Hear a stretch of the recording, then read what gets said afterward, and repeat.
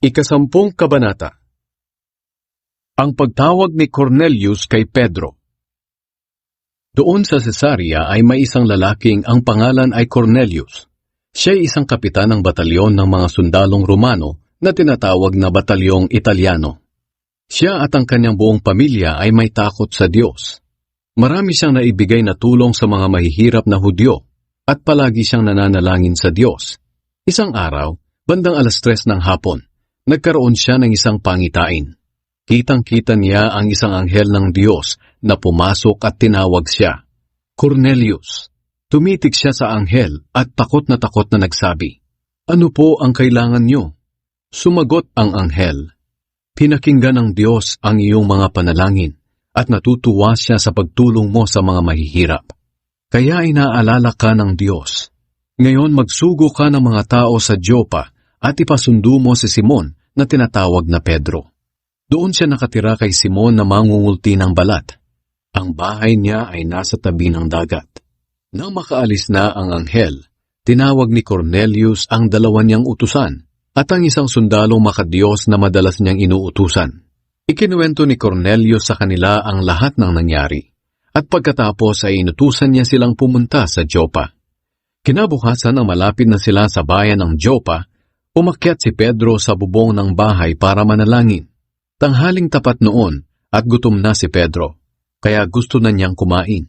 Pero habang inihahanda ang pagkain, may ipinakita sa kanya ang Diyos.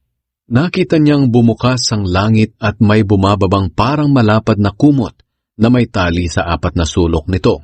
At sa kumot na ito nakita niya ang lahat ng uri ng hayop, ang mga lumalakad, gumagapang at mga lumilipad.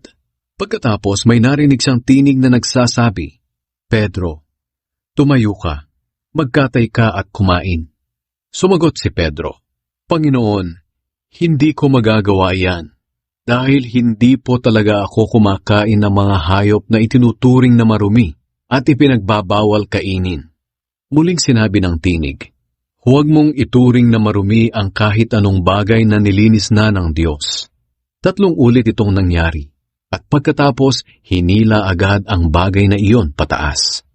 Habang naguguluhan si Pedro at iniisip kung ano ang ibig sabihin ng nakita niya, dumating naman sa lugar na iyon ang mga taong inutusan ni Cornelius. Nang malaman nila kung saan ang bahay ni Simon, pumunta sila roon. At pagdating nila sa pinto ng bakod, tumawag sila at nagtanong kung doon ba nanunuluyan si Simon na tinatawag na Pedro. Habang pinag-iisipan ni Pedro kung ano ang ibig sabihin ng kanyang nakita, sinabi ng banal na espiritu sa kanya, "May 3 taong naghahanap sa iyo. Tumayo ka at bumaba. Huwag kang mag-alinlangang sumama sa kanila, dahil ako ang nag-utos sa kanila." Bumaba si Pedro at sinabi sa mga tao, "Ako ang hinahanap ninyo. Ano ang kailangan ninyo sa akin?" Sumagot sila, "Inutusan kami rito ni Kapitan Cornelius. Mabuti siyang tao at sumasamba sa Diyos. Iginagalang siya ng lahat ng Hudyo. Sinabihan siya ng anghel ng Diyos na imbitahan ka sa kanyang bahay para marinig niya kung ano ang iyong sasabihin." Pinapasok sila ni Pedro at doon sila natulog ng gabing iyon. Kinabukasan sumama si Pedro sa kanila, kasama ang ilang kapatid na taga-Joppa. Dumating sila sa Cesarea pagkaraan ng isang araw. Naghihintay sa kanila si Cornelius at ang kanyang mga kamag-anak at mga kaibigan na inimbitahan niyang dumalo. Nang dumating si Pedro, sinalubong siya ni Cornelius at lumuhod para sambahin siya. Pero pinatayo siya ni Pedro at sinabi, "Tumayo ka, dahil ako'y tao ring katulad mo." At patuloy ang kanilang pag-uusap habang papasok sila sa bahay. Sa loob ng bahay, nakita ni Pedro na maraming tao ang nagkakatipon doon. Nagsalita si Pedro sa kanila, "Alam ninyo na kaming mga Hudyo ay pinagbabawalan ng aming relihiyon na dumalaw o makisama sa mga hindi Hudyo. Pero ipinaliwanag sa akin ng Diyos na hindi ko dapat ituring na marumi ang sinuman. Kaya nang ipasundo ninyo ako, hindi ako nagatubiling sumama. Kaya gusto ko ngayong malaman kung bakit ipinatawag ninyo ako." Sumagot si Cornelius, 3 araw na ngayon ang lumipas nang nananalangin ako rito sa bahay. At ganito ring oras mga 3:00 ng hapon. Habang nananalangin ako, Biglang nagpakita sa akin ang isang taong may damit na nakakasilaw. Sinabi niya sa akin, Cornelius, dininig ng Diyos ang iyong panalangin at hindi niya nakalimutan ang pagtulong mo sa mga mahihirap. Magsugo ka ngayon ng mga tao sa Joppa at ipasundo si Simon na tinatawag na Pedro. Doon siya nakatira sa bahay ni Simon na mangungulti ng balat. Ang kanyang bahay ay sa tabi ng dagat. Kaya ipinatawag kita agad. Salamat naman at dumating ka. At ngayon, narito kami sa presensya ng Diyos para pakinggan ang ipinapasabi sa inyo ng Panginoon.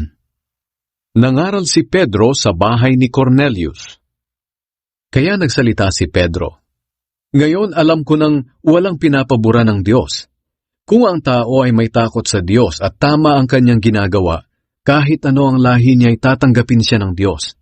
Narinig ninyo ang magandang balita na ipinahayag ng Diyos sa aming mga Israelita na ang tao'y magkakaroon na ng magandang relasyon sa Diyos sa pamamagitan ng pananampalataya kay Hesukristo na siyang Panginoon ng lahat. Alam din ninyo ang mga nangyari sa buong Judea tungkol kay Jesus na taga Nazaret. Nagsimula ito sa Galilea matapos mangaral ni Juan tungkol sa bautismo. Binigyan ng Diyos si Jesus ng banal na espiritu at kapangyarihan. At dahil kasama niya ang Diyos, pumunta siya sa iba't ibang lugar at gumawa ng kabutihan. Pinagaling niya ang lahat ng sinaniban at pinahirapan ng diablo. Kami mismo ay makakapagpatutuo sa lahat ng ginawa niya, dahil nakita namin ito sa Jerusalem at sa iba pang mga bayan ng mga Hudyo. Pinatay siya ng mga Hudyo sa pamamagitan ng pagpako sa krus. Pero muli siyang binuhay ng Diyos sa ikatlong araw at nagpakita sa amin na siya'y buhay. Hindi siya nagpakita sa lahat, kundi sa amin lamang na mga pinili ng Diyos na maging saksi para ipamalita sa iba ang tungkol sa Kanya. Nakasama pa nga namin siyang kumain at uminom pagkatapos na siya'y muling nabuhay. Inutusan niya kaming mangaral ng magandang balita sa mga tao at magpatotoo na siya ang tunay na pinili ng Diyos na maging tagahatol ng mga buhay at ng mga patay. Si Hesukristo ang tinutukoy ng lahat ng propeta nang ipahayag nila na ang lahat ng sumasampalataya sa Kanya ay patatawarin sa kanilang mga kasalanan sa pamamagitan ng Kanyang pangalan. Dumating ang banal na espiritu sa mga hindi Hudyo.